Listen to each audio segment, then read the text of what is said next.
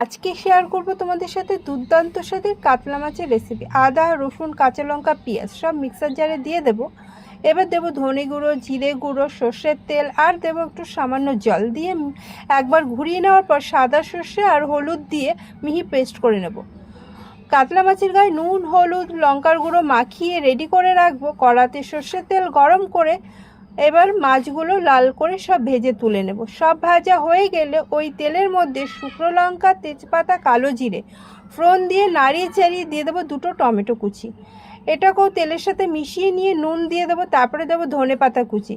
টমেটোটা গলে গেলে এর উপর দিয়ে দেবো মশলা, মিক্সে দেওয়া জল আর দিয়ে দেবো কাশ্মীরি লঙ্কার গুঁড়ো।